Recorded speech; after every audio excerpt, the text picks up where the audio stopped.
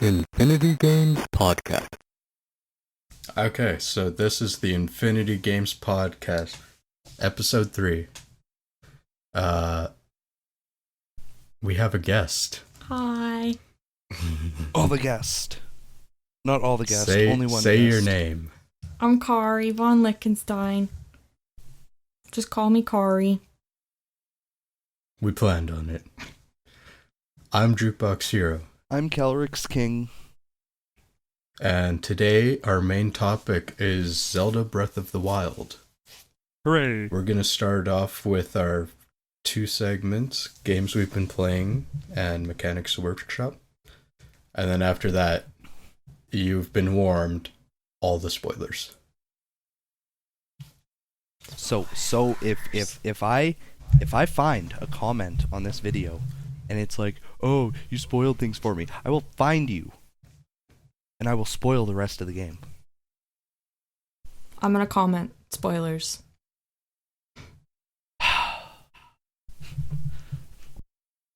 That's Jukebox's jurisdiction.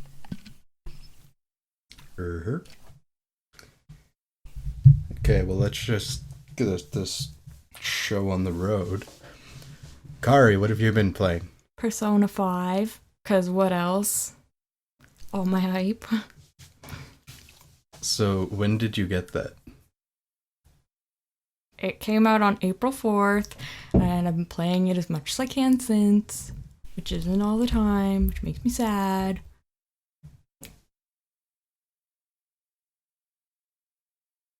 Kelryx? I've been playing a whole lot of Dick All. I've been doing a lot of like running around and stuff lately. But pretty much just Destiny like before. Dual Links, not so much lately. And I got a new little app on my phone that I played maybe for about a half an hour, and it's interesting, but it's called Light Apprentice, by the way. Should have prefaced, but it's Oh shit, I forgot to check it out. yeah, right? Well, it's like, I remember when I was in junior high, I found these old books, and they played out like a Dungeons & Dragons RPG. Like, you'd be reading the book, and the whole first part of the book was, roll for stats and all this other stuff, just like a D&D game. And then, as you progress through, it'll be like, you come across a cave. Do you want to go into the cave, or do you want to proceed through the forest or whatever? And if you wanted to go into the cave, it would tell you to flip to a certain page. If you wanted to go through the forest, it would tell you to flip to a different page, and then you got to kind of play your own story through like that, right? Choose your own adventure. Exactly, but it was a book, so it was really interesting. And of course, like, I was like 10 or 11. I didn't, have dice or the, patience to actually do one, so... But then I found this little phone app, and it plays pretty much the same way, right? Like, the first thing you get the option to is it's a little like Undertale. It tells you can either kill the enemy, you can either attack and kill the enemies, or you can just defend and then run away and avoid them and whatever, right? So I was like, well, I don't like doing this, but I'm a pacifist, root it. And so far it's a very linear game. There's not much for exploration as far as I've gone, but I'm still on just like the first 30 minutes of the first chapter. So I mean, the other chapters cost a few dollars a piece to buy. Ooh. So yeah, whether or not I decide to do that, I don't know. The game first came to my attention I found it on Steam, actually, and it was $15, and I was like, I can't justify spending that. And then I found it for free on the Google Play Store. But I mean, you only get the first little bit, and then you gotta dump the cash into it to proceed, which, I mean, if I beat the first chapter and I enjoy it enough, I don't really have an issue spending, $7 for the remainder of the game or whatever. But It really depends on the game, though. it does. I mean, like, that's the pay-to-play model. Mm-hmm. And, like, Super Mario Run did that. Yeah. And that's like one of the most expensive kind of pay-to-play games I know of.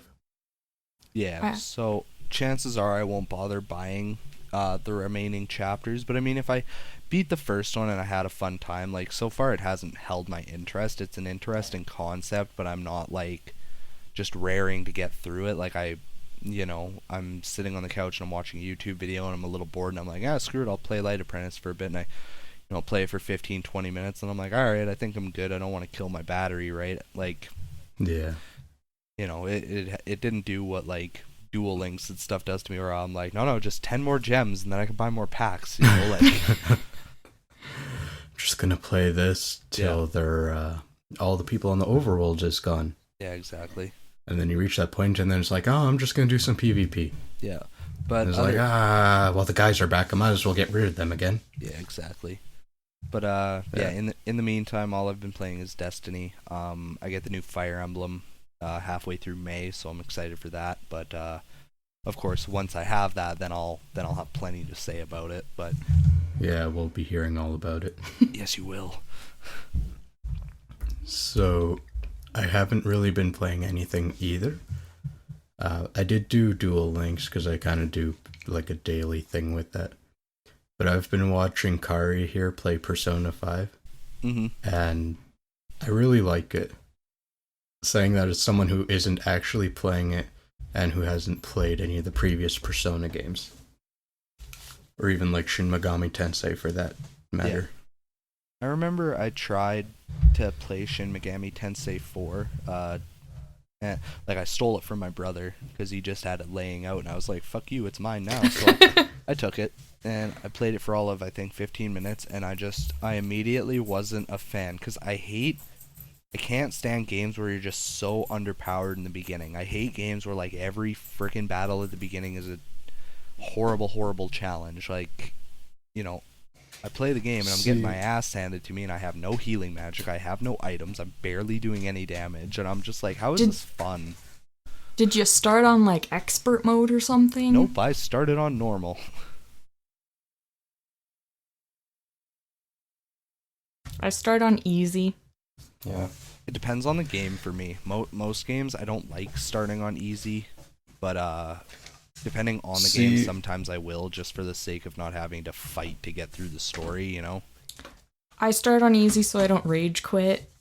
Fair. Knowing that Shin Megami Tensei 4 was on the 3DS and kind of when it came out, I assume that it would be using like the Etrian Odyssey model of game. Yeah, it was very similar, because I remember, or not, Hylexa Queen, my girlfriend, she did have an Etrian Odyssey game back a while back, and I tried it, and it was the same thing. I was like, oh cool, you get to build your party, and then immediately I go into the dungeon and I get curb stomped, and I was like, cool, that's fair. Like, yeah, see, they popularized that kind of gameplay with the Etrian Odyssey series, and then they carried it over to pretty much every game Atlas produced on handheld since. So it permeated itself into everything else, including like Persona Q and Shin Megami Tensei Strangest Journey. Yeah. And that's a very hardcore type of gameplay mode, or like just everything about it is difficult. The actual Persona games are kind of nothing like that. They're turn-based RPG goodness. My only complaint is that it's fairly linear. Yeah, but very I mean, linear. it's definitely interesting. It's heavily story-based, so you kind of are like shoehorned into the next part of the story between playing bits. Yeah, there is some where you can choose after school what you want to do, and you can affect the game not the outcome, but what you get to see of the story that way. I mean, when I was at our local game shop the other day, me and one of the employees, we get along well, and he asked me if I'd picked up Persona 5, and I said, no, I've never played a Persona game in my life, and first of all, I don't really have the money to spend on it right now, and second of all, I just didn't have any interest, and it's just that, it reminds me of what happened to my Tales games, and it just really hurts my soul when games are linear like that, especially RPGs. Because a huge part of RPGs is supposed to be exploring and going the extra mile to get stronger equipment, and I mean, in Persona, you can like subjugate monsters and stuff like that. Yeah. Yeah, so so you can choose who. Yeah, so you can go out of your way to, like, they could have done it so that, there's more exploration, and it's not so linear, and it's like, if you go the extra mile, you can get a stronger monster on your team, or you can get a better piece of equipment or something, whereas in a lot of games now, especially in Tales games. Like, I was watching one YouTuber who's playing through Tales of Berseria, and he'd like go to the shop and he'd have like 19 of the same weapon, and they'd all have like just slightly similar stats, and a couple would just have a slight difference or like a different perk or bonus or whatever on it. And I was like, how is this any fun? Yeah, no kidding. Like, I remember playing Tales of Symphonia and Tales of Vesperia, and it was just the coolest thing, because it's like in Tales of Symphonia you start out with like a wooden sword and you're like, oh god, and then you get to like the next town later on and you can buy a knight sword and you're like, awesome, something metal. And then you get to like two more towns after that, you learn about synthesizing, and then you can get like super badass weapons if you have the materials to make them. And then you start, and then you're like, hey, now I gotta go out of my way to like go and like explore and find the materials so I can get the strongest weapons possible, so I don't have a boss shitting down my neck later on. And I'm just like, where did that go? Like, Yeah. Go ahead. Oh, in Persona, I don't know about Persona 5 yet, but in 3 and 4, you can use monster pieces or like the drop items and fuse them with weapons to enhance your weapons, which is sort of like the Tales of Symphonia. I mean, it's similar enough. I think I watched a review for Persona 5 because, of course, I was curious. I try to keep most games under my radar just in case. Yeah. And I believe they did mention that later on you're able to fuse different monsters and stuff like that, so... yeah, that's always been mm-hmm. an aspect of Persona. Yeah. An important one, too.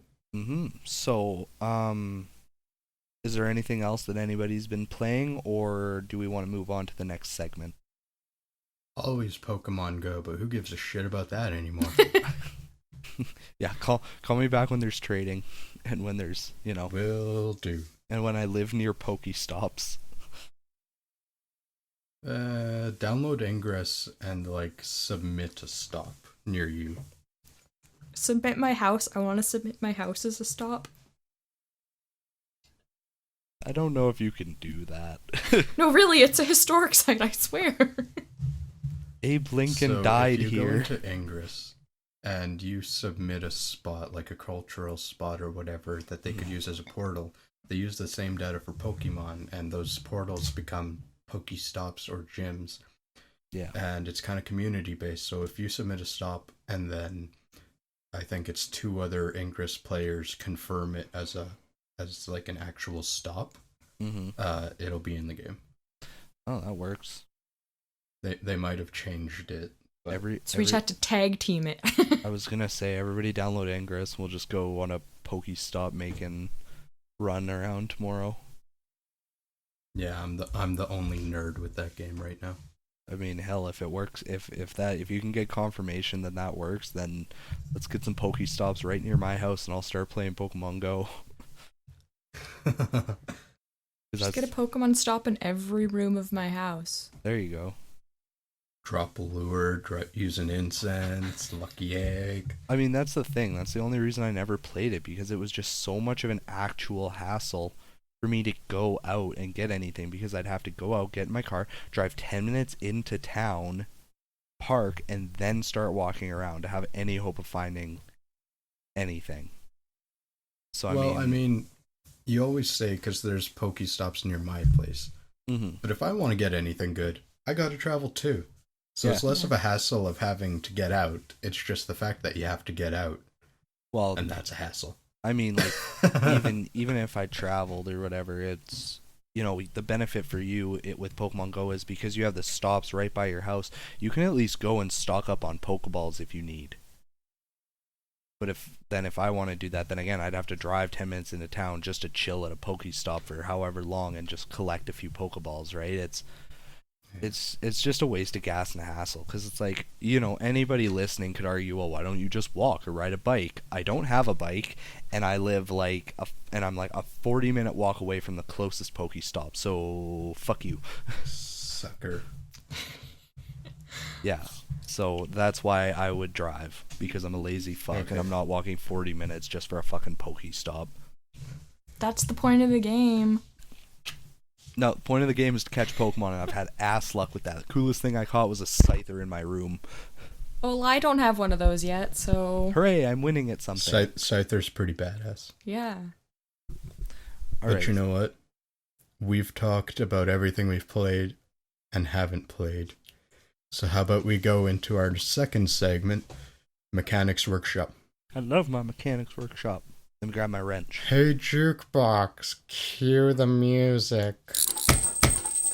Mechanics Workshop time. And we're back. Yay! I love the music. So this is the segment where we discuss a game mechanic, the differences, the evolution of it, and just as many aspects as we can think of across games. So we contrast and compare a game mechanic between different games. I love how the Mechanics Workshop is actually going, because it's like Jukebox has like full reign over like older games and how mechanics were like first implemented and stuff, and then I get to come in with all of like my super modernized gaming, and I'm like, look at what this has actually ended up becoming. And I can just complain about you damn whippersnappers. Y'all whippersnappers with your interwebs and fangled I cell take offense phones. to this. Good. I'm older than both of you. Double good. This is true. So, the mechanic we're going to be discussing this week is jumping. Something as old as gaming. Boing. Almost. Something I was terrible at in high school. Weren't we all? No one really explained the triple jump to me. Triple jump was So bullshit. they were like, yeah, it's a hop, skip, and a jump. And I'm like, what the fuck's the difference between those? So I'd like run up and then I'd kind of like stop and I'd be like, what do I do next? Yeah, I know. I can. And they'd be like, hop, I skip, and jump. So I just like big strides, 3 steps. And I was like, okay, good. I mean, technically it counts. That's literally you could literally just like run, jump, and then take 2 giant steps, and it would technically count. Yeah. As long as like you jumped, landed, stepped, and then before you took your next step, your other foot was off the ground, so it technically counted as a jump, then it counts. I actually learned how to do triple jump from one of the first games to have triple jumps. Nifty. And that's track and field. They literally do the Olympic triple jump, but in like video game form. But And did in that it one, work? you have 2 buttons. You mash them back and forth to run. And then once you get to the point where you have to jump, you stop mashing them. You watch this kind of line go up and down at an angle. And then you mash the button again to jump. And you do that 3 times. Fun. Sounds stupid, but it was a fucking excellent arcade game. Fair point. Fair point. So I kind of wanted to talk about the evolution of jumping a little bit. Because when video games first came around, you had like Pong. Yep. And then you had like whatever was on the Odyssey, and most games were just arcade, and they kind of evolved and eventually got released on the Atari 2600. But jumping wasn't a common thing. So the first game to have, or at least popularized, a jumping mechanic was Donkey Kong. So Mario at the time was called Jumpman, because he didn't have a name, but he jumped, which was a big fucking deal. And in that game, you just jumped over barrels. So rather than just moving back and forth or having a button for shooting, all of a sudden you could move and jump. So it completely changed how games were played, because it adds a whole nother dimension. So you're moving on X, and all of a sudden you can go in Y. Yep. Which, for the case of Donkey Kong, all of a sudden you can jump over barrels. So rather than them just having the hammer, they were able to have you jump over the barrels and be stationary in the Y-axis and smash the barrels. Lots of people think that Mario Bros. Was the first side-scroller. But there was a game before it in 1981 called Jump Bug, which was the first game to have side and vertical scrolling gameplay. And it was the first smooth scrolling platformer with a jump mechanic. And that was released in 1981 by Rockola, which is a company that made jukeboxes before. Hey. And nice. I try. Yes. But Jump Bug was truly the first side-scrolling platformer that had jumping. Mario Bros. Was the one that popularized it, of course. And when Super Mario Bros. Came in, they had jumping not only as a mechanic of itself, but as an attack, which would be another mechanic. So you could use jumps to do more than just move vertically. You could move vertically and kill an enemy. So, I mean, very short period of time between 1981 when Donkey Kong came out and 1985 with Mario. But in 4 years, they kind of revolutionized the jump like 2 or 3 times. Yeah. It's kind of crazy to think of just like how Nintendo introduced Super Mario Bros. And also the first time of jumping being able to be an attack, right? And I'm just amazed at how right they got it. You know what I mean? Because it's like, how many times have we watched game reviews? Like, again, we'll go back to like the nerd just because he's a great example for, you know, things done fucking wrong. And how many times has he reviewed a game and talked about it, and the jump mechanic is just the god awful worst thing in the entire game? Even with some games where the jump is supposed to be your main form of attack, or at least a supposedly air quotes viable form of attack, and it's just not. It's just the most god awful thing ever, and it's just like I just can't help but go back and be like, how did they do it so well with Super Mario Bros. When that was the first ever time that jumping was a frickin' attack, and they knock it out of the ballpark? You guys have had how long to study this? You're pumping out games on like the Super Nintendo and shit, and you're still fucking it up. They lacked the magic that Nintendo has. Yeah. Like, if you've seen like the graph paper drawings when they were first developing Super Mario Bros., they spent a lot of time finding the trajectory for the jump and then building everything around the jump. Because, I don't like doubt I said, it. you're not just x-axis, you're y-axis. So now you have things you can jump on top of or jump into. Yeah. Yeah, I don't doubt at all that they spent an enormous amount of time on it, because that's just it. They're releasing a game where it's like, how are we going to kill enemies? You have fireballs, or you can jump on them, and it's like, I mean, I'd imagine the fireballs were a lot easier to code to the point of it hits something, it dies, as opposed to having to make sure the hitboxes were correct and making sure that, you know, you didn't that for the most part, if you jump on an enemy, then you're not going to get cheesed out and get hurt in return. Because, I mean, it glitches once in a blue moon. I've been shrunk by a couple of jump kills, and I'm just like, really? Yeah, where you're like 1 pixel off. Yeah, and I'm just Damn like, pixels. okay. I'm just like, oh yeah, that's just perfect. Like, no, that's fine.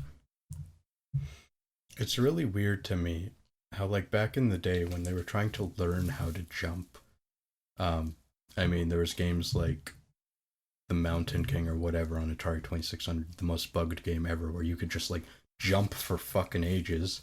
There's that. Pitfall, where like you could jump over a certain area, and then there's Mario fucking just evolutionizing the fucking jump at every game. Like, even in World, he does a spin jump, and then in Mario 64, you have triple jump and jumping in 3D space, and like backflips, and Mario 2 had crouch jumps and all this other shit. But like, nowadays, most 3D games, the jump just feels the same.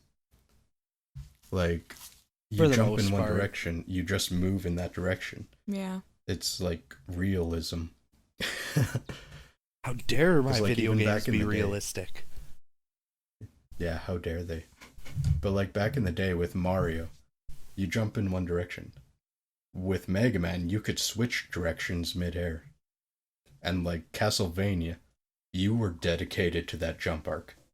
Like, I if a definitely fucking enemy flew in your way, you were just like, oh, I know I'm gonna hit it. It's just fucking coming. I can't do nothing. Castlevania was definitely they made the jumps as realistic as possible, because that's how it is in real life too. It's like if you jump, you're dedicated. Unless You you mean have, you like, can't turn around mid-jump? I mean, if you can jump high enough and you can stay in the air long enough, I'd imagine that you could probably reorient yourself somehow.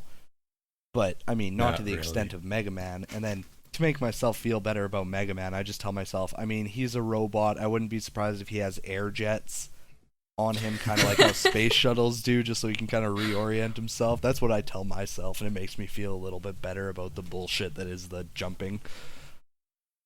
Okay. And then, I mean... So, why don't you two bring us into the modern age? I'll let Kari start. Well, one of the games, when I think of jumping, I think of Okami because I played it so much, and jumping's a huge deal, and, you know, running around as little wolf, you know, get bored, so I just jump around, and I remember replaying the game, and I don't have double jump, and that drove me up the fucking wall, because there's places you have to go back to double jump up to, and, you know, I like jumping. I don't know, maybe it's just me. I would just run around and jump. That reminds me of when I played Spider-Man 2 way back in the day, and literally, like, I rented that for like a week, and all I did for a week straight was, like, swing around the city. Yeah, because why not? Well, I mean, it was the most satisfying thing in the game. Like, the combat bored me, and I had no interest in the story. I was like, I saw the movie, fuck it. I'm just gonna swing through fucking Manhattan. Well, the Okami gameplay and story is fantastic. I don't know, I just like jumping. It was more entertaining sometimes than running. I know, I get that. It's like an Ocarina of Time where you, like, side jump across the fucking Hyrule Plains. Oh. Yeah. That fucking noise. So how you said that when you, like, start a new game you don't have the double jump. So now my question is, how does Okami double jump? They have a like a dojang where you go and you can learn special skills, and the double jump is one that you have to learn actually in order to progress the gameplay. I figured but as much. The first dojang you run into, and maybe the second one you can't. There's one where all of a sudden it's available and you can't progress it until you can double jump, because you have to double jump onto a tall platform. Gotcha. So then, see, what I like about all that is that by having the double jump mechanic come later, they can actually build the game in a way that has, like, gives you replay value. Like, if you know there's a place with, like, a treasure or something, you gotta double jump, but you can't, it gives you a reason to go back to those earlier areas within Okami, right? Yes, except in Okami there's a lot of back and forth anyways. Oh. Yeah. Well, I mean, it just gives you more value and exploration still. Yeah. That's true. At least it's not like, oh, like this area you were in 3 levels ago, suddenly the second door is open. Now you just got to run through it just to access a new part. So you got to do backtracking for no reason. It's like, at least you're going back, and then, like Jukebox said, at least there's new areas, new items that you can potentially get. I mean, I don't know. I've never played an Okami game. It's so good. The main thing I was curious about is mostly like what kind of animation happens when you double jump. When you double jump, she does like a front flip. Okay. Which looks cooler with some of her certain weapons, although for some reason her shield just hovers in one place, but you know, whatever. Okay. So is it just kind of like she jumps once and then she like double jumps off of like an invisible air platform kind of thing? Basically, yeah. Okay. She's a goddess. What do you expect? I mean, yeah, so she gets by with that. It's like she's a goddess, right? It's this ain't no rocket jump. Well, yeah, that's the only thing. It's like, as much as I love like the Ratchet and Clank games and stuff like that, that's the only thing that bothers me about the double jump in those games, is because it's literally like you jump and then you're literally jumping again off of literally nothing. I'm like, that literally can't work physics wise. Isn't that with most double jumps though? A lot of double jumps. Mostly. Yeah, it's a very common thing because it's like, of course, it's like double jumping is just a satisfying concept. It's like the same thing happens in like Devil May Cry and Super can't- Meat Boy. yeah, sure, You have Super to win Meat the Boy, game, and it's stuff like that.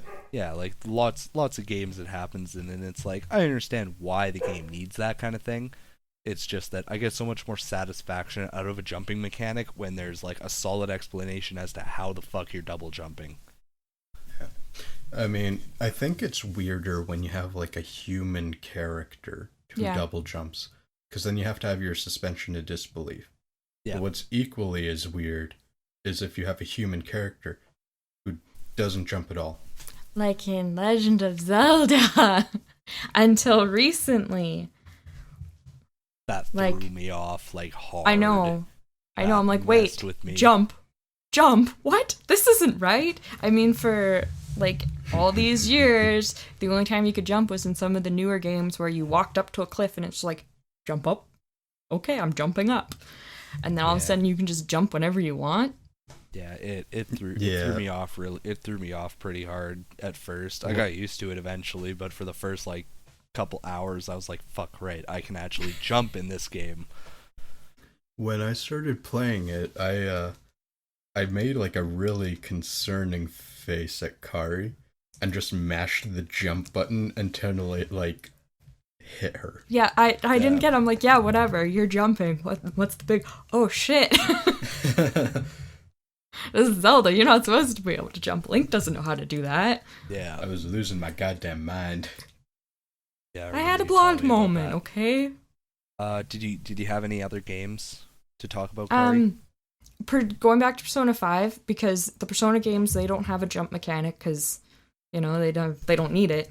Mm-hmm. But in the opening sequence of Persona 5, you have to like run up to the end of a platform and then you hit X and you jump. And that's really weird to me because that was never a thing, but it's been a huge factor in the game so far. But again, I can't jump whenever I want to. It's only in certain places. It's a little weird to me because unlike Ocarina of Time, where you know you reach a ledge, she's gonna jump from it. You get to the ledge, and then if you have the choice, you can press X to jump. It's like two ends of the spectrum with like Breath of the Wild, where you can jump anywhere, and Persona 5, where you can only jump where they allow you to jump. That happens a lot in the Tales games as well. It's like there are lots of parts where like your characters are blah blah blah. Words are hard. Yes, they are.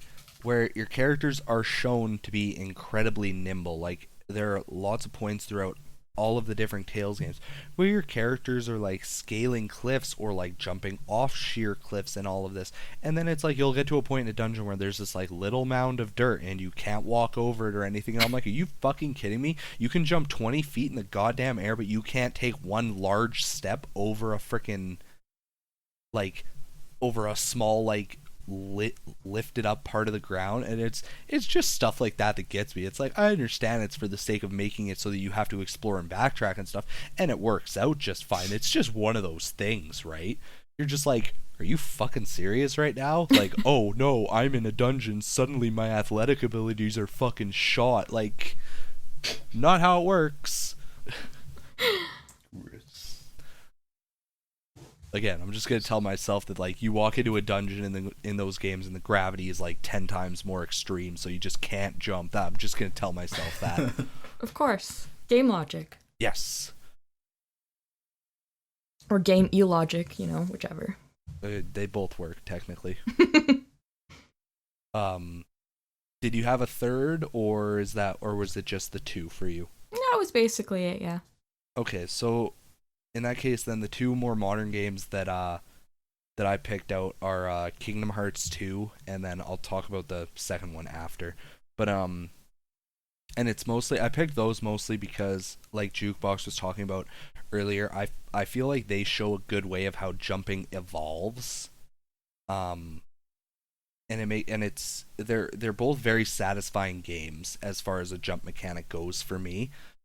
In Kingdom Hearts 2, how it plays out is, you know, you start the game and it's like, you know, same as any other RPG, like bare minimum. Like you have like no uber weapons, you have like bare minimum for skills and abilities and stuff. So it's like you can attack, you can jump, and then like in the first little bit you get a little bit of magic, etc. And of course throughout the course of the game you get more powerful. So the way it works in Kingdom Hearts 2, and they kind of did it in Kingdom Hearts 1, but the main reason I'm not talking about it is because Kingdom Hearts 2 just did it in a better way. So as you progress through the game, eventually the main character Sora gets access to something called drive forms. And the first one that you get access to is called Valor form, which is described to be just purely physical. Like you dual wield 2 keyblades, you can't use any magic, and you're a physical force to be reckoned with. And all 5 of the drive forms in the game, I say 5 because I'm referring mostly to Kingdom Hearts 2 Final Mix. In the original Kingdom Hearts 2, there were only 4 drive forms. They added a 5th one into the Final Mix game, which is a wonderful drive form. I love it so much, but that's a conversation for another time. Valor, each of them have a skill that as you level up the drive form, they all have a max level of 7. At every odd number that you level that skill up to, that you level up the drive form to. So at level 1, the drive form has access to its main skill, which for Valor form is high jump. So being able to jump higher in that form makes sense, because when you're in that form, you're the pure embodiment of physical punishment. So it stands to reason that your physical abilities are boosted, right?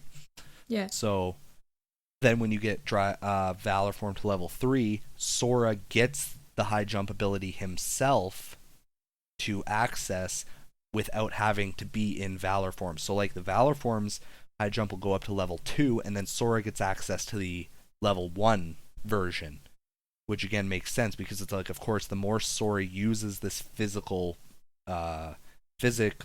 boost type form, of course he would get more athletic over time, right? It's the same as like if you want to get stronger, lift heavier weights, right? It's so it works. It makes sense. And then the more and the more he uses it, to the point where I believe if your Valor form is maxed out at level 7, it has high jump max, whereas Sora would have access to high jump level 3. So when you're in Valor form at max level, you're literally jumping twice as high as your original bare minimum jump would allow. So it's quite an upgrade. And then later on in the game, you get access to another drive form called Master Form, and that one is like a combination of the first 2, which are Valor Form and Wisdom Form. It's a combination of like perfect physical power and perfect magic power, so it's a combo of the 2, and it gives its skill is called Aerial Dodge, where it's like you jump and then you hit the jump button again as like a double jump mechanic, and Sora will do this little like spin move in the air, and it'll give him a tiny little bit of extra height. And again, that one's more of a video game logic one, as like, again, you're already in the air, how do you just suddenly fucking spin 360 and get a little bit of momentum out of it? But I have pretty good suspension of disbelief with Kingdom Hearts because of literally everything else in that game. Well, feck you. But so for me, the Master Form ability works well with the Aerial Dodge, because it's like as he's mastering that form, he's mastering the mixture of his physical abilities with his magical abilities. So it makes sense to me that he could harness some form of wind magic to give him that extra boost or whatever. Again, I might be just shooting for a roundabout explanation. I am the last airbender. But I mean, and a Keyblade wielder. I'm just perfect all around. But I mean, so I very much like the jump mechanics in that game, because it makes sense to me that you're using you're changing into a form that boosts your physical abilities, and of course the more you use that form, the more your natural physical abilities will get boosted over time. And then the Aerial Dodge I don't consider so much of a jump mechanic. It's just a standard video game who's it, what's it. I don't consider it so much of a part of a jumping mechanic, but it does still give you a little extra height and a little extra momentum, so I figured it was worth mentioning.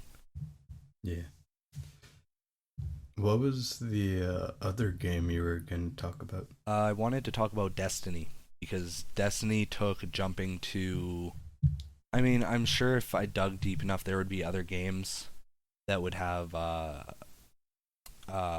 what's the word I'm looking for? A similar way that they went about a jumping mechanic, but pretty much the way Destiny works is, the story is you're a guardian who's been resurrected from the dead by the power of, as cheesy as it sounds, light. Like, that's what you are. You're a being composed of light.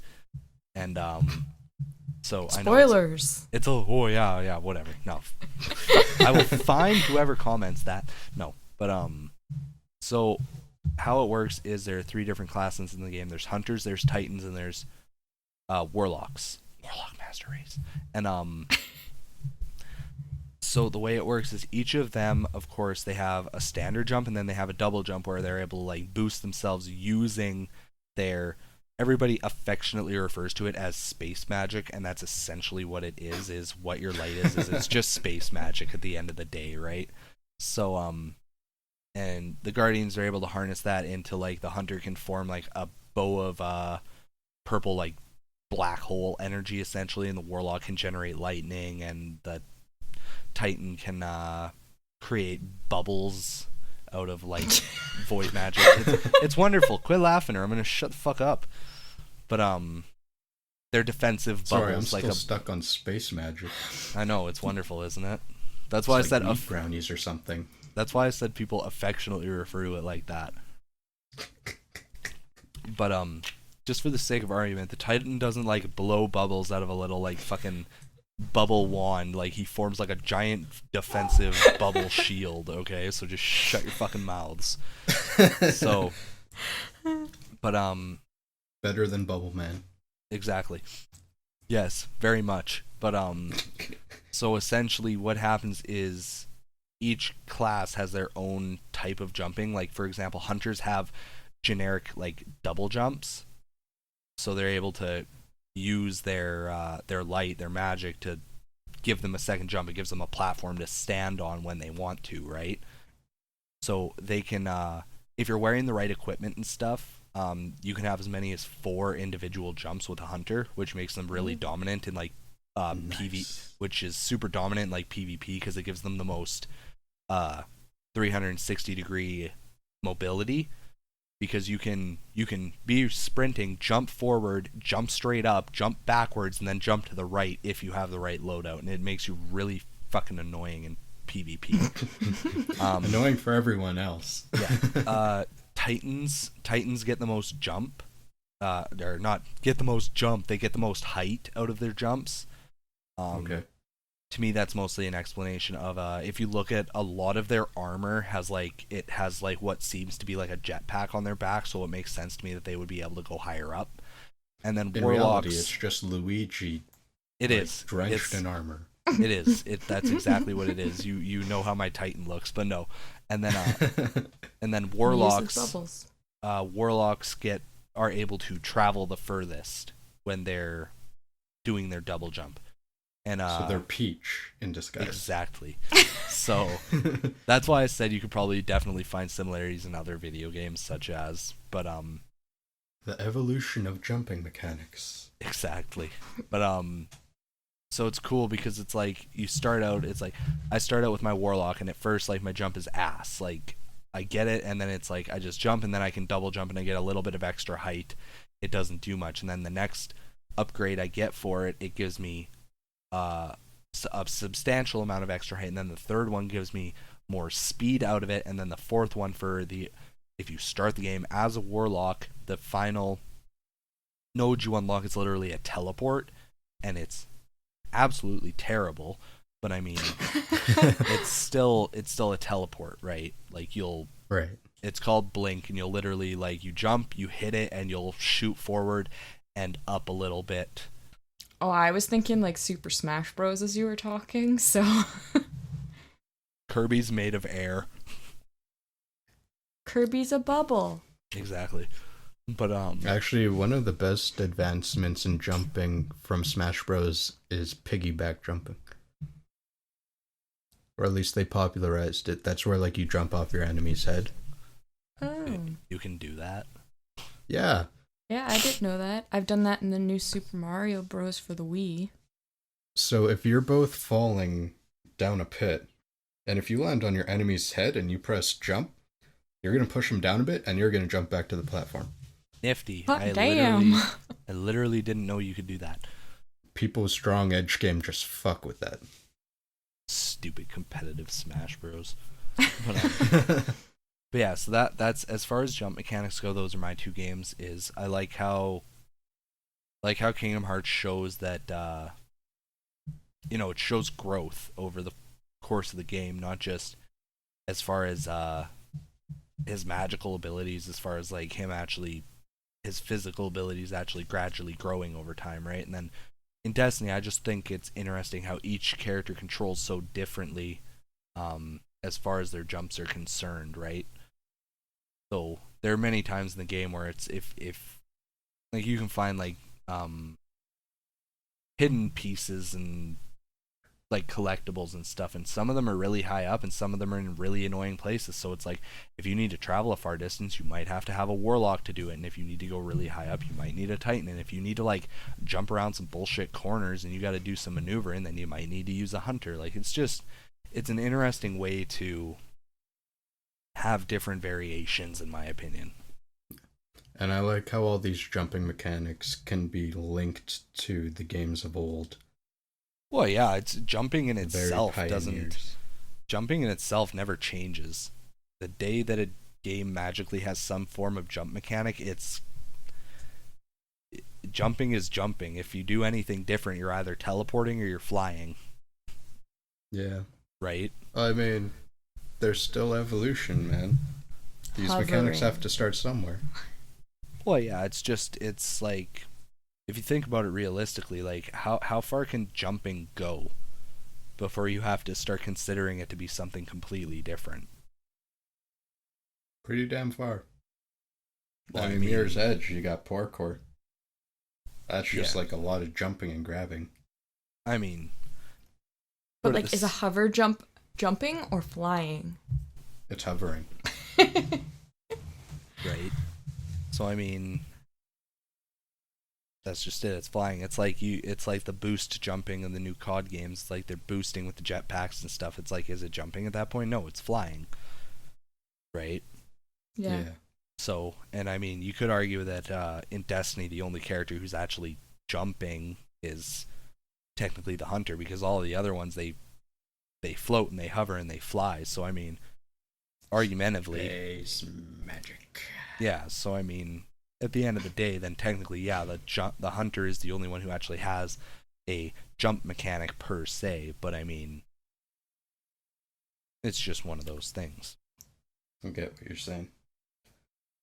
I think now would be a great time to get into our main topic. Here's everyone's spoiler order. This is everyone's spoiler warnings. You know that doubles? The way I'm hearing things, everything is doubled, so that probably sounded way more chaotic than it was. Oh, probably. No, this is the spoiler warning. Indeed. If you have not beat Zelda, and even if you have beat Zelda, chances are you'll be spoiled by listening to this section. Spoilers. Yes, that. So, we have this kind of in a review style. So we're going to give our first impressions, what we think of the visuals, the audio, the gameplay, and the story. Then we're going to give our final impressions, like what we thought of it once we were done. And then we might just nerdgasm. Yay. All over everything. No, don't do that. Then we gotta clean it up. Oh, that's what the Roomba is for. No, it's just running into a single corner. Your room is clean. Your room is clean. You son of a bitch. Okay. But so Jukebox, do you want to start off with your initial impressions? And for every topic, we'll pretty much just we'll go Kari, and then I'll finish. All right. So, initial impressions. Um, I went into this 100% spoiler free. I saw the first revealed trailer from like E3 when they first announced it, and nothing else. Nifty. Yeah, I think I was like that too. So I kind of knew that it was open world, and that was about it. So I'm not sure what I expected, but once I got into it and I kind of got out into the open world, it like kind of hit me that I'm playing like a very Western RPG, which I was going into this game hoping that it could get me into that style of game, because I absolutely fucking hate Western RPGs. Like the Elder Scrolls, Witcher, those kinds of games, can't give a single fuck. Yeah. But I do give a single fuck about Zelda. So I was hoping that a very Western-styled Zelda could be enjoyable to me. Mm-hmm. Now, And what's that? I was just gonna say. Now, my only question is, and I won't go into this too far, is it's a curiosity question. Now that you've played Zelda Breath of the Wild and you've enjoyed it, would you ever consider doing like playing Skyrim or The Witcher or anything? Like, do you think that at this point now you could maybe enjoy one of those games? Hell no. I think I ruined No. Skyrim for him. No, probably, but I mean, it was just a curiosity thing. I was just like, oh, I wonder. I highly doubted that would actually be the case, but I mean, No, I still You can't never give know. a single fuck about those games. I don't blame you. Sad face. And But anyway, so continue. part of that might actually be because of the way they do quests. Because the way Zelda does quests is very different. Like, especially in relation to, like, the main storyline. Yeah, they really segment them, or break them up. Yeah. I mean, so does Skyrim, but Well, Yeah, but the ones that are like main quest, it doesn't have like a nice nifty little column that says main quest or main storyline quest. fair point. and like in Zelda, you don't have to do those main quests. Mm-hmm. I'm gonna go fight Ganon with a tree branch. Lol. Ooh, scary. I don't know. My first impressions, it was mostly what I expected, even though I expected nothing. And I mean, it was just fine. Kari? I had zero expectations and like very minimal hype. Not that I didn't care about it, but I don't know, life.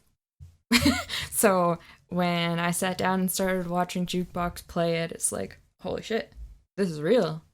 This is like everything I love about Skyrim and everything I love about Zelda all in one. So my first I was really impressed, and I really loved what I thought the game was going to be and turned out to be.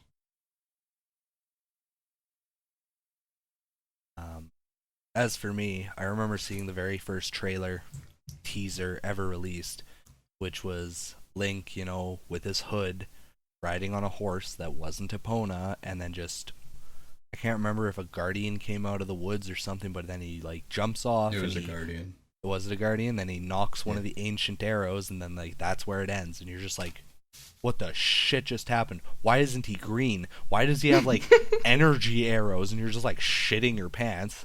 So Yeah. I saw and everyone that. thought it was a girl. Everybody thought it was a girl because everybody was like, oh, it's going to be a female Link. And then Hyrule Warriors was like, hey, Linkle is now in the game and she uses a crossbow. And then everybody's like, oh, fuck me, this game is going to be ass. And then Nintendo was like, lol, nope, fuck you guys, you're a bunch of fucking idiots. Like, it's just fine. And then, like, I had hype. I had an average amount of hype. Me personally, I definitely wanted to get a Switch for Zelda. Yeah. Granted, at the end of the day, I'm very glad that I was way too broke for that because Yeah. I mean, Same. Jukebox and me have talked about this in past podcasts. It's like right now I don't understand what the draw of the Switch is. Like I would have literally got a Switch, played Zelda, And then been And like, then what the fuck do I do now? Yeah, I would have been like, now what? I would have been like, I guess I'll get Blaster Master, and then I maybe would have played Blaster Master for a bit, and then I would have moved on to playing Destiny and Kingdom Hearts and stuff, which I just got recently. Like, it would have overshadowed just the eShop games, right? And then I would have been without a Switch game because I wouldn't have bought Mario Kart 8 Deluxe. I mean, for me personally, I'd be like, the fuck's the point? Because I mean, the only time I'd really play it is it's like me and my girlfriend might play it a little bit, and then it's like if Jukebox ever comes over and hangs out, like we'd probably end up playing it, but that'd be about it. Zelda. So, and then so I'm very glad that I didn't get a Switch, but I did have a decent amount of hype going into Zelda. I didn't really know what to expect. I was nervous because I was like, it's an open world Zelda game. And I was really worried about the story and stuff suffering, which, I mean, we'll talk about the story and stuff in a little while, but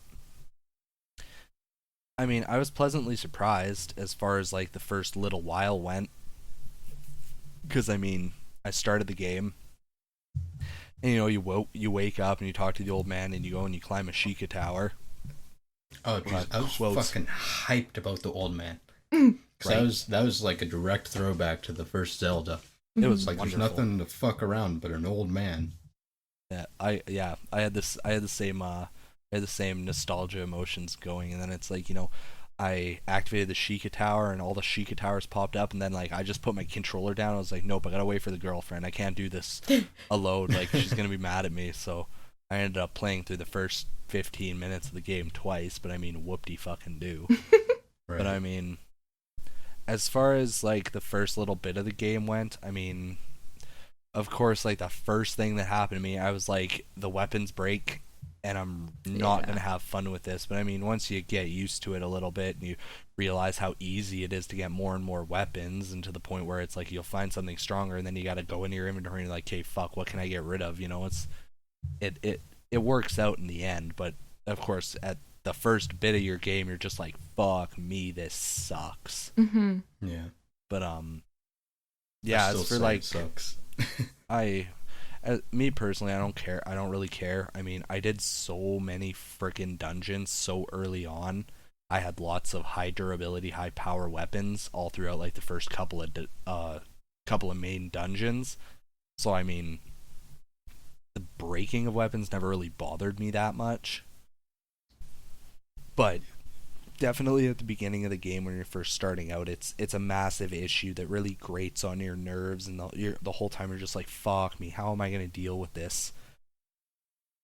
So when you first like walk out of that cave and it like shows you the Great Hyrule Plains and whatever, what do you think of the visuals and the aesthetic style of all of that?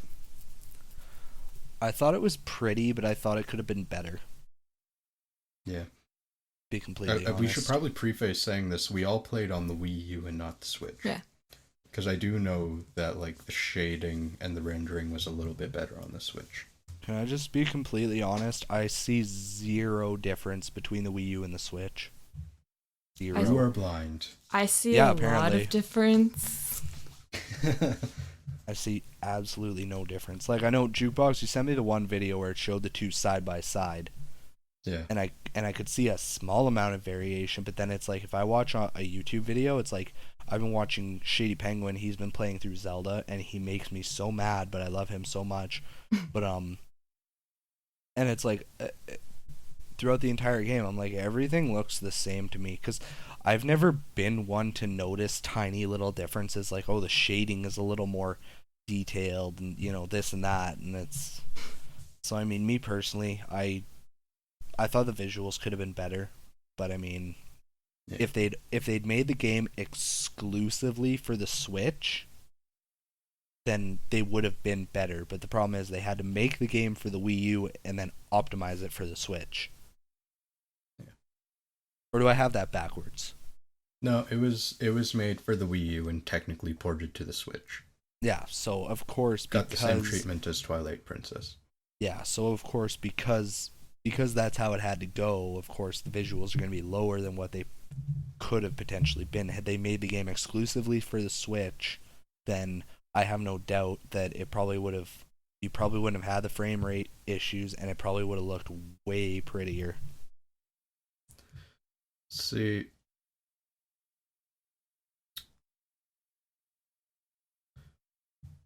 I don't know. Because I can't just explain that right now. But, like, when I walked out and it shows the whole valley and whatever, I immediately recognized this as Nintendo's new style. Mm-hmm. Even, especially from, like, all their Nintendo Treehouse presentation type things, the directs, you can see in, like, the new Fire Emblem games and stuff, like, they have the same kind of, like, coloring, cel-shaded look. And, I mean, I'm very okay with that. Because it's not cel-shaded like Wind Waker. Yeah. But it's also not super detailed like Twilight Princess. Because I feel if the world was as detailed as Twilight Princess, with better textures and whatnot, of course, I'd feel too much like I was walking through some generic Skyrim land or some shit. Yeah. So, like, it has its own distinct style, which I like. But one of the things I like least is their use of mountain ranges, because we know Hyrule is mountainous. But in order to save system resources so it doesn't have to render this entire fucking map, there's a mountain range between pretty much every area anywhere. So if you're looking in one direction, you see a lot of whatever area you're in, but almost the entirety of the next area is completely hidden. Yeah. So it looks like a lot, and it looks massive, and you can see everywhere you're going to go, but you can't actually see it. Yeah.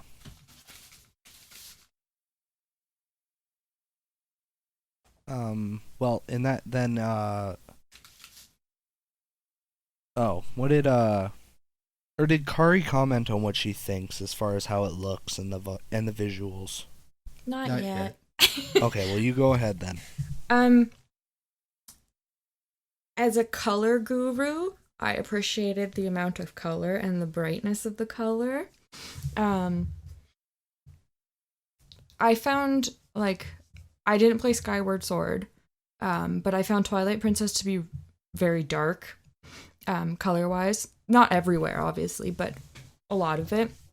Mm-hmm. So I was really happy with how bright the colors were, and they had a depth without, like, excruciating depth. And they were happy. And I like happy colors. They definitely found a good like, medium between I definitely feel like they went kind of the Wind Waker route, because Wind Waker is both very bright, and also when you're in like dungeons and like the what's it called, the Forgotten Forest, Lost Woods.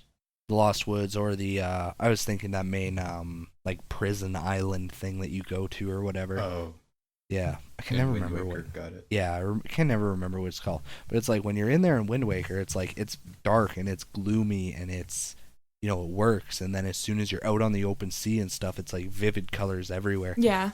And I definitely feel like Breath of the Wild did something similar, because it's like when you're in the Divine Beast, it's like it's not, I mean, certain points it's very bright, but then in like when you're in the Elephant Van Ruda, it's more gloomy because like there's like rain clouds in the sky, so obviously there's not a ton of sun. But then when you're in Van Meadow, the bird, it's like you're high up in the sky and it's like everything's lit up, right? Like it's super bright. So yeah, they definitely found. Go ahead. I did find the atmosphere once you're, you know, actually at the castle to be overwhelming. Like, there was points where I'm like, I can't see anything. So. Yeah, I agree. The castle, Hyrule Castle bothered me.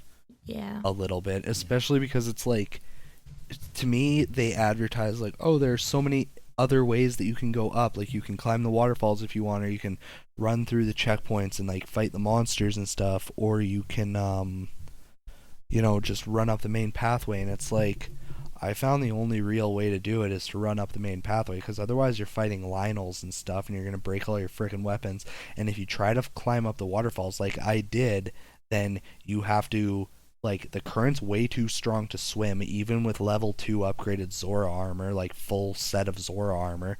The current's too strong, so I tried freezing a path across with Cryonis, and then I'm just getting sniped out by the Guardians in the sky. So I was like, how are these viable options if you don't just have like an abundance of ancient arrows to kill anything that's possibly going to look at you? I didn't use ancient arrows. Yeah, I didn't use a single one in the whole game. Neither did I. I hate you both. I used lots. I didn't want to use them because they were such a limited resource. Yeah, I'm like, do I need these for something? Okay, I'm gonna save them. Never used them. I mean, I just went and made a bunch, and then I was off to the races. I had like 15, 16 when I went into Ganron's Lair, not counting the 6 that you find in there. Yeah. With Kari here, she actually took the waterfalls. I did? Oh, yeah. When I left, when I got the final memory in the castle, I left, and then I took the waterfalls to come back in. I had to use a few food items with extra stamina because I never boosted my stamina at all. It was a little hectic, and I'm a chicken shit, so I like to stealth my way through things, so, alerting Guardians was a little terrifying. But I made it mostly all the ways up, and then I had to climb a wall because Guardians. I mean, you made it all the way up there with relative ease. Yeah. Like, it wasn't that bad. No, not as bad as the path with all the Guardians. Then I guess I just have like the worst fucking luck known to man, because every time I went in the water, immediately it was like beep beep beep beep beep, and I'm like, fuck me. Yeah. So I just got used to that beeping. I'm like, oh, one of these motherfuckers again. Oh, I was just a chicken shit. It's like, yeah, it's time to go to Hyrule Castle. Just kidding, I'm gonna do all these side quests now. Yeah. Yeah.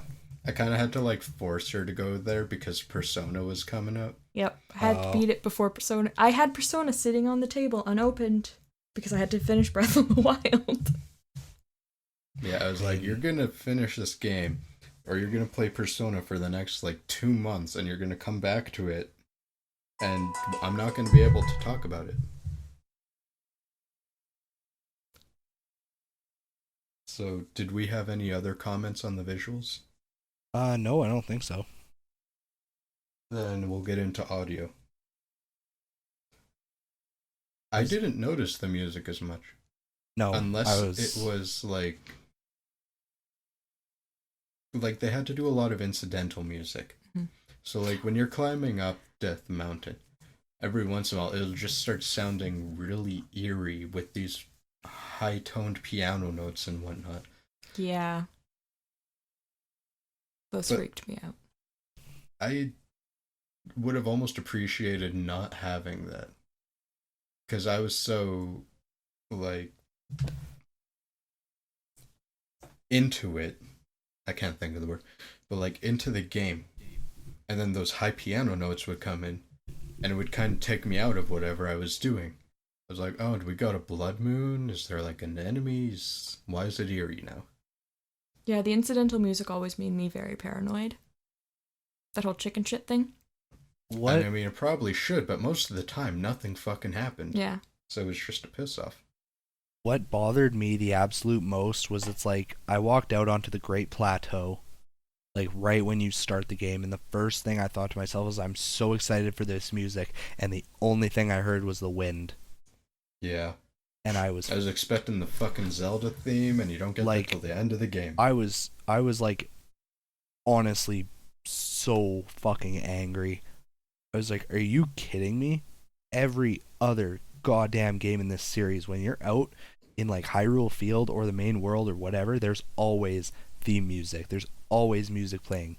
And it's like, it's not that I hated the sound of the wind. I mean, the wind sounded wonderful. It was super peaceful. I was just so chapped that it's like, where's my demo for world music? Yeah. Well, there is like, overworld music. It's just calmer and quieter and... It's like jazz. It's just in the background. Yeah. Yeah, it's and then all of a sudden, incidental music, and we all panic. That's just it. That was what bothered me. Like, I love the music. What you do hear of the music, it's wonderful. But it's just it just bothered me a lot that if I was running from one place to another, or I was riding on the horse or something, and it's just that, it's like I never noticed any amount of sound, and I played with headphones on.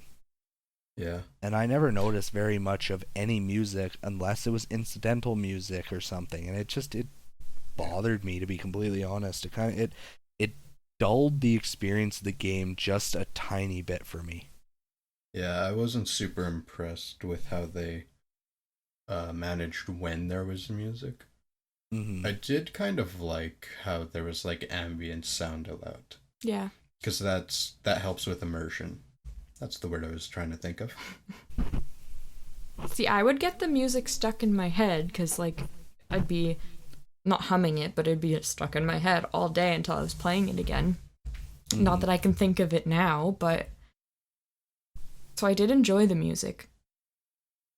I just don't remember it, so it didn't leave a lasting impression. Yeah. Because that's just it. About the audio? Oh, fuck the audio. Yeah. Yeah, pretty much.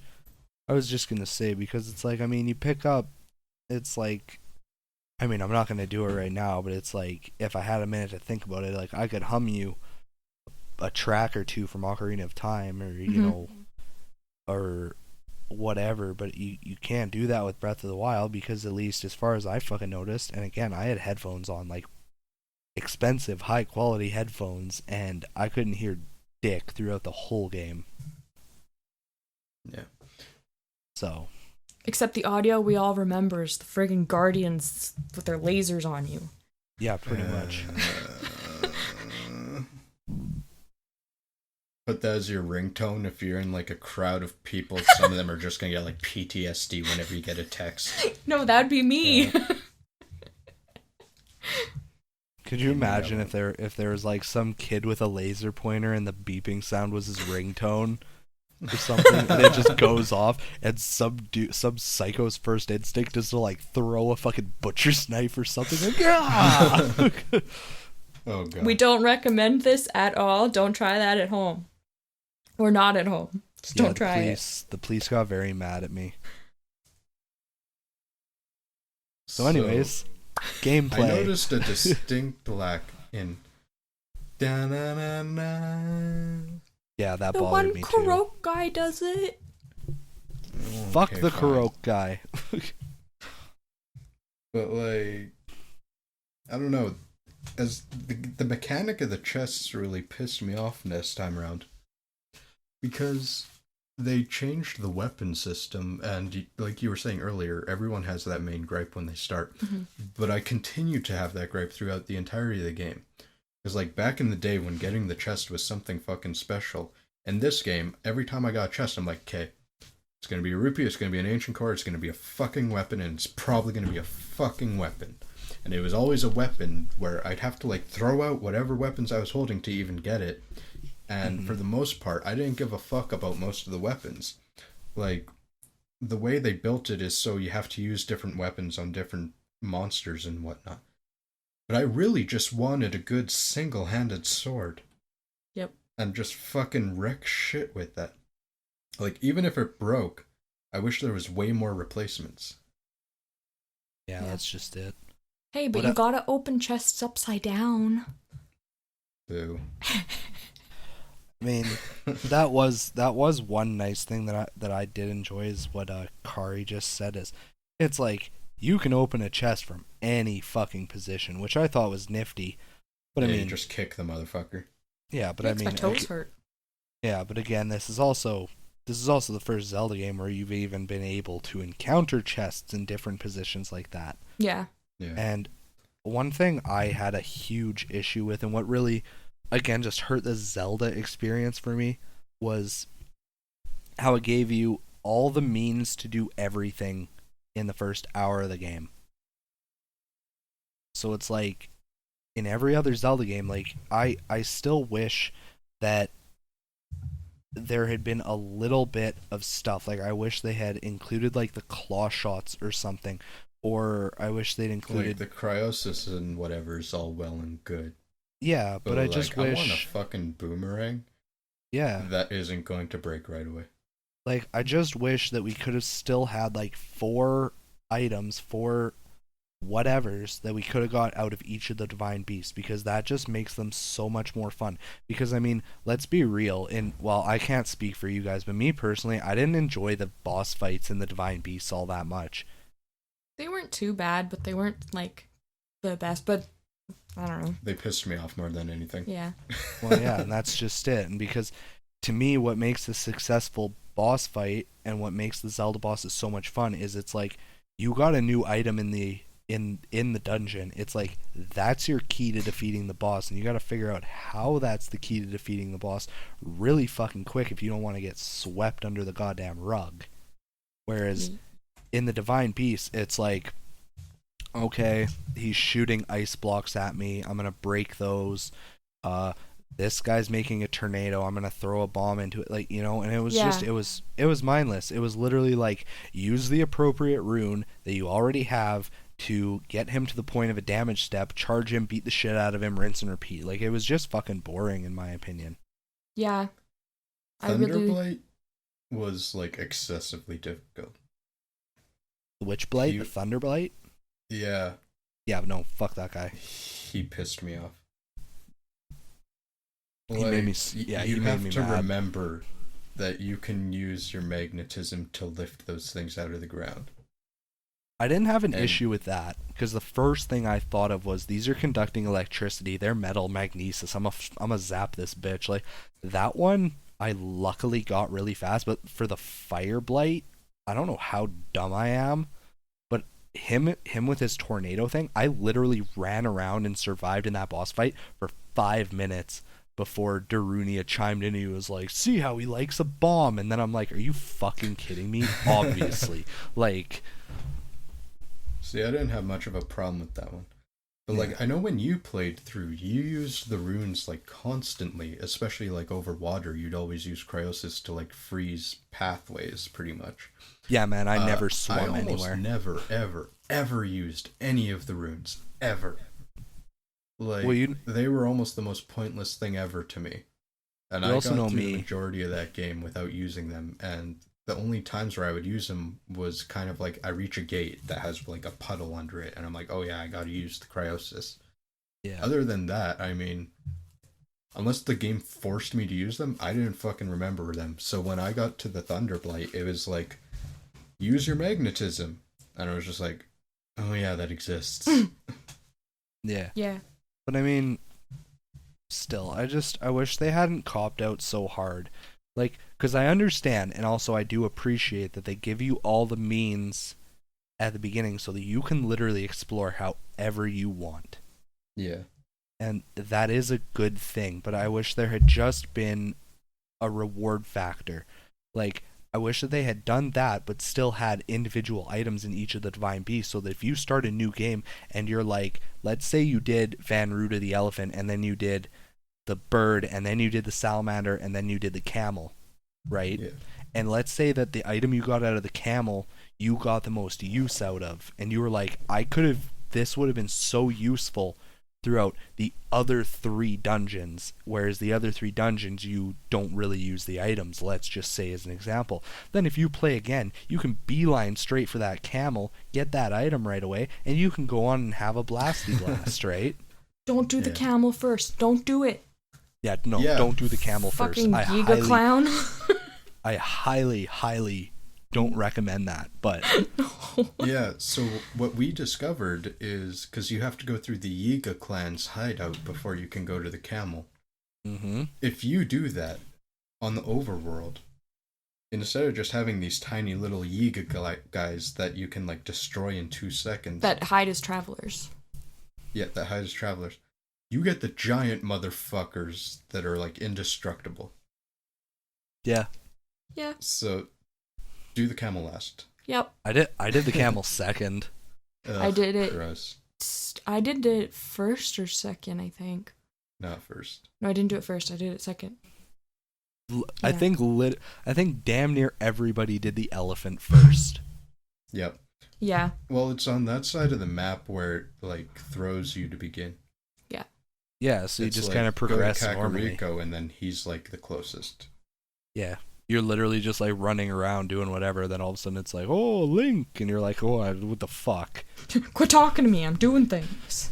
Right? So I mean, that's the only thing that made me kind of salty about the game, is it just took away from the Zelda experience. And it's like, don't get me wrong, I loved Breath of the Wild. I had a ton of fun playing it.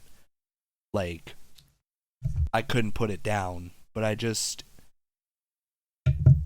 it definitely felt more Skyrim than Zelda to me, and that hurt me in the nostalgia factor, you know? See, and that's why I really liked it, though, is because I love Skyrim, so it was Zelda, but Skyrim-y. I mean, I love Skyrim too, right? It's just, again, it's just one of those things, because it's like, I remember going from Ocarina of Time, whereas it's like, the items that you get the slingshot, and then you get bombs, and then you get the boomerang, and then when you do the forest temple, you get the bow. And the bow is just like the greatest thing in the world. Yeah. And then it's like, so then you go through Ocarina of Time and you do the rest of the stuff, right? You get, the Megaton Hammer, blah, blah, blah. And then you play Majora's Mask, and you go to the first frickin' area, and you go to the swamp lands or whatever, and what's the first goddamn item you get? The fucking bow. Yeah. And I just thought that was freaking awesome. I was like, I get it already? Like, I had so much hype, whereas it's like, you get into Breath of the Wild, and then, it's kind of the same thing. It's like, oh, I have everything from the beginning, whereas every other game, for me at least, I'd play a Zelda game and I'd be going, and as soon as I walk into a new dungeon, the first thing that goes across my mind is, I wonder what item I get. Yeah. Right? Yeah. So we know, like, this game is extremely different, and they kind of broke all of the Zelda rules and made it very different. And earlier you were kind of saying how there isn't much of a reward system when you go into these the beasts that kind of take place of dungeons. But for me, the real reward was advancing the story, or at least getting to know everything from the story. Because if you really don't care, you can just skip right past the story. But if you want the story, oh yeah, for sure, that's your reward for doing things. That's true. Don't you get a weapon from each of the head of the villages, though? You get like the trident, the boulder breaker. They're not that great. No.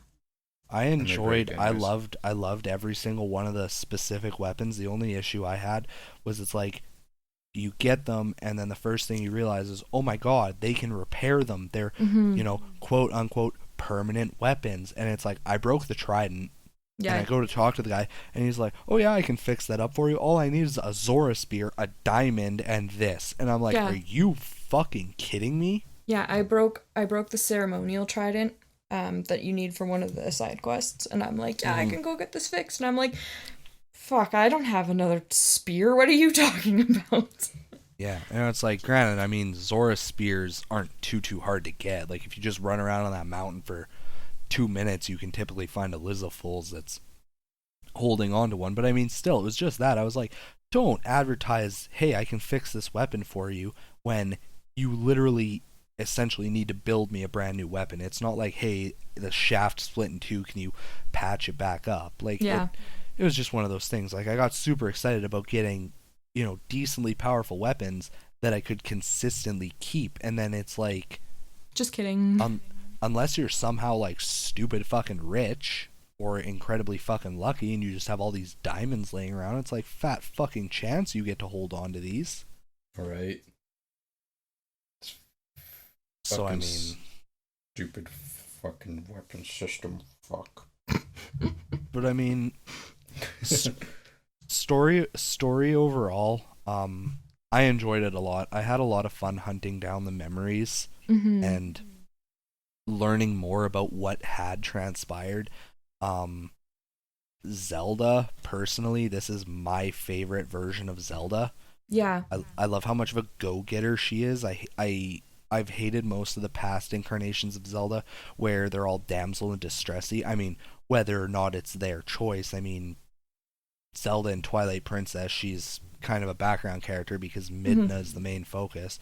But I mean, in Skyward Sword, what is it? Damsel in distress. You're just constantly running around trying to find her, and Impa's being a bitch about it. And then in Majora's Mask, she doesn't exist. But I mean, in Ocarina of Time, I mean, okay, cool, she disguises herself as Sheik and runs around. But I mean, still. In the DS ones, she still kind of has a damsel in distress thing, but she's also not Princess Zelda. She's like a pirate captain. Not that I can remember her name right now, because that'd be smart. Tetra? Is she? Tetra, yeah, it's Tetra. Isn't that just in Wind Waker? No, she's in both of the DS ones. No, wait, she's in Spirit Tracks. No, Spirit Tracks Zelda's actually in it, and she actually plays a major part. Yeah, because she's the ghost, and she can take over the phantoms or whatever. Yeah, but in Phantom Hourglass, she's, I guess, damsel in distressy, but yeah, I agree. This is definitely my favorite Zelda in Breath of the Wild. Yeah, this was probably my second favorite. Your first, because I really liked the Skyward Sword one. I mean, I don't really care about the damsel of distressy thing. But that was the first one to like give her a personality. Yeah, I agree. I thoroughly fucking enjoyed that.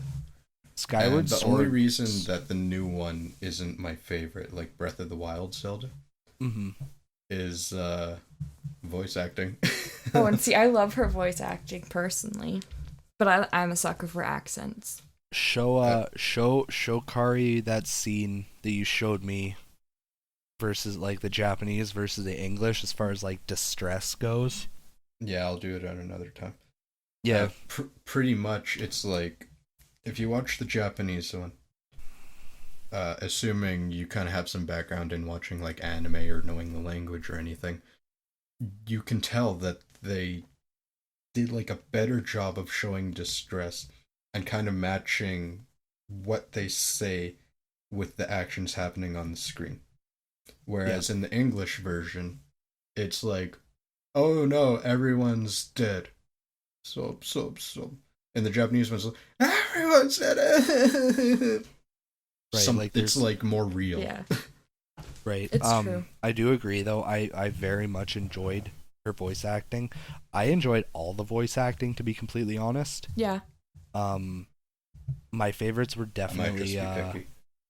Yeah, well, you might be, but either way, I do agree with you, right? Like, it does bother me how, as good as her voice was, it's just a matter of, it's like, you get to the parts where she has all the reason in the world to be completely distraught, and she's just, and I'm like, okay, your hamster didn't die, all your friends did. Like, step it up a bit, So, but I very much enjoyed all of the Guardians, especially, or all the champions, sorry. Like, I really enjoyed Mifa's voice. Yeah. I thought it fit her very well. I also really liked, damn it, I can't remember her name, but the Gerudo lady, I really enjoyed her voice. Yeah, she was awesome. Yeah. And Darunia, of course, the big Goron guy. Well, the Gorons are always just like...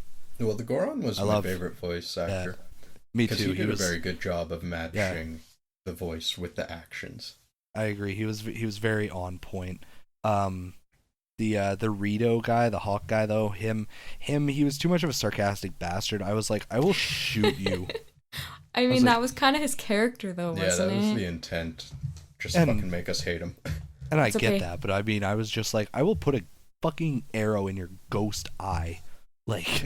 But he's a Rito, and that means he's a bird, so I like him. Well, fair enough. He's the only one that I didn't like. Like, his voice was still good and it suited him very well, but he was the only one that I just... And again, I know that the whole point was to hate him because he was a sarcastic prick. He was all like, I could beat Ganon, no problem. It's like, okay, well, why are you dead then? Yeah. But, low blow. But I mean, overall, getting the memories and the story and everything, I had a lot of fun with it. At the same time, it's one of those things where I wish that they still could have had like a full-blown story, even in the open world setting. I know it's not if they tried to do that, it probably would have hurt the game overall. But I can still dream for some kind of perfect mix. Yeah. Did you get all the memories and then go back to Impa? I sure did. Before beating Ganon? Mm-hmm. So you got that extra little bit at the end? Apparently, but Jukebox and I talked about it, and I said, because he told me that he beat it without having all the memories. I said, well, I beat it with having every single memory. You got the 13th memory? Yeah. Okay. Yeah, I got every single one, but I mean, I didn't notice anything super special, so. It's the scene after the credits. Yeah, so I beat it without having all the memories, and then I went back for the memories. And then Kari here beat it with all the memories because I made sure she did. There's like an extra full 2 minutes of dialogue. Yeah. And it's all super cute stuff. It is. I didn't notice it, but I mean, I might have just had the ending. I might have just beat the game, and then I might have you been had checking the full something ending on my phone, so I don't know. I mean, it wasn't what I hoped for, which was a big, I love you, Link, be with me forever. So, it was a little lackluster, but... I mean, they did that in Adventure of Zelda, or The Legend of Zelda 2, so they won't be doing it ever again. I mean, as well as they could in 8-bit. Yeah. Like a little heart or whatever. Do you guys want to talk about final impressions now? Yeah. I wish there was post game. I really do. I wish there were secret dungeons to do and stuff, and it's like, I mean, you could go shrine hunting, but I don't see the point personally. Completionist? Yeah, that's really the only thing for end game, because once you beat it, if you go back in, it actually gives you a number of quests. Like, it says how many you've done out of how many there is. Yeah. Must beat them all. So, that only really applies to you if you're a completionist. Mm-hmm. But I'm pretty sure with the DLC, they're gonna add, more dungeons and stuff. So, I mean, you gotta pay for it, but technically there's gonna be more. And of course, I did forget that DLC was announced and will be coming eventually. I didn't know there was DLC, so that's news to me. So I mean, there's gonna be quite a bit. Yeah. So once the DLC drops, of course, I'll hop back into it. Yeah. But it's just again, I'll go back to Twilight Princess, for example. It's you beat the game or you get further into the game. And then it's there's still a lot of stuff you can do. There are the extra dungeons that have 50 individual floors and stuff like that. And and it's most Zelda games don't do any amount of post game. And that's fine, but it's just one of those things where it's it's a big open world and they definitely could have done some kind of post game, and I just kind of wish they had.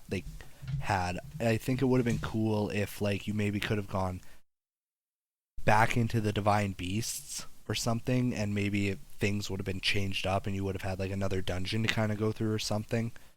I just appreciate running around Hyrule without guardians trying to kill me everywhere and blood moons, Oh yeah. When you go back into the game, it'll bring you back to the gate before Ganon. Yeah. Mm-hmm.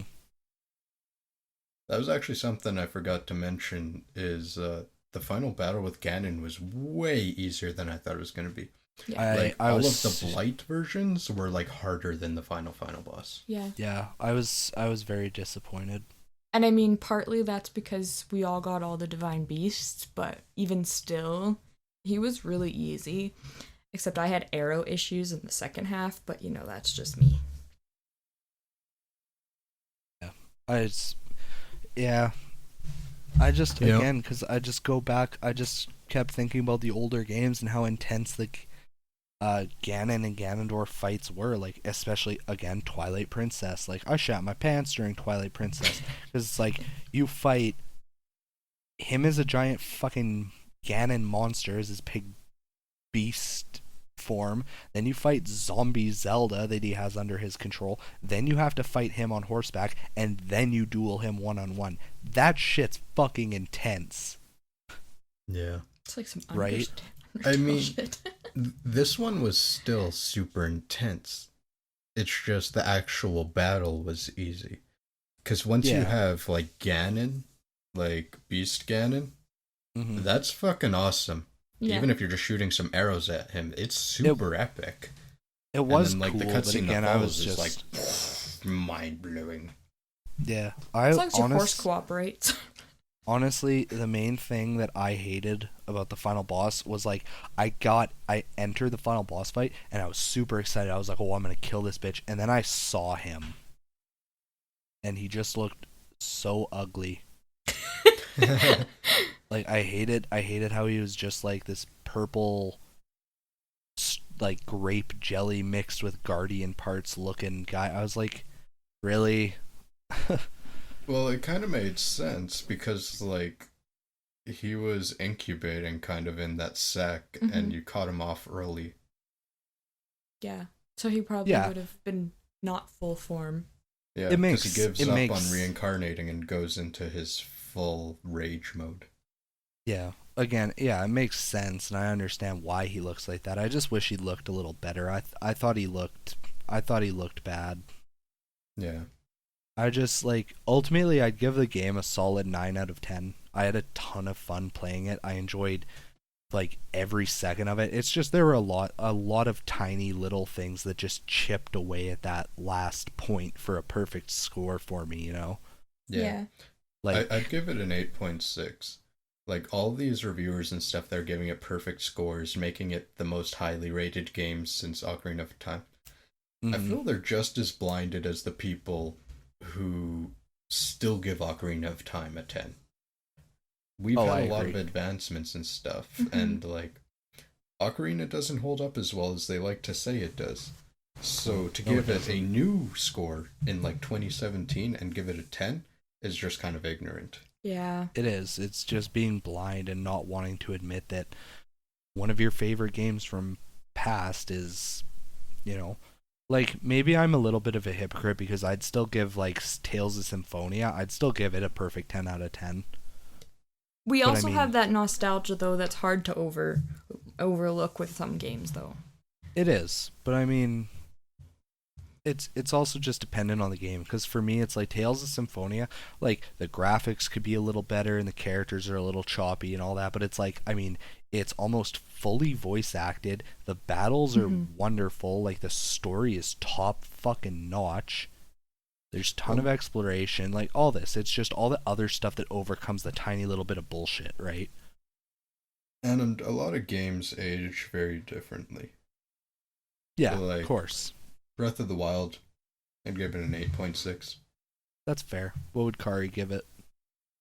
Oh geez. I don't know. I really enjoyed it, and I definitely, once I'm done Persona 5, want to go back to it because I do have that completionist part of me that wants to go and finish all the side quests and whatnot. But yeah, there was some issues, so I'd say around a 9. Yeah. It's kind of funny. I should like name this the podcast where we bitch about Zelda. Because for Yeah, as I much mean- as we're bitching about it, it is fucking amazing and I Yep. love it. Well, yeah, that's just it. But I mean, you also think of like damn near any review that you ever watch. I mean, taking away from a lot of the, I'm not gonna lie, I'm starting to fall onto a bit of the spectrum where I feel like a lot of reviewers were paid to hype this thing up to an extent. Maybe. I don't want to believe that, but I'm thinking that it might be true because it's just one of those things. It's like, because especially a lot of the reviewers who are very experienced and have lived through all of the other Zelda games, I failed to understand how they can be okay with like the lack, well, not necessarily the lack of, but the lackluster audio and, you know, just all the little things that we bitched about. I just don't understand how They They can were completely overlook them. how they were just suddenly completely blind to that. Whereas if you watch any other review from all the same reviewers, they'll nitpick the shit out of any other game on the planet. Yeah. Right? So I don't want to be on that spectrum, and I don't want to believe it, but I'm starting to think that the people who are accusing them of doing that, I'm starting to think that there's probably some merit. But maybe Nintendo's not necessarily known for like paying off reviewers and stuff. I think even if some were being paid, a lot more of it will just have to do with their beloved Zelda franchise cannot have a single blemish. Yeah, and also it's like you have the hype for the new game, you have the hype for the Switch. Yeah. A lot of the reviewers, I imagine, were probably on cloud 9, getting it early and being able to play it early and everything, because I know I would be.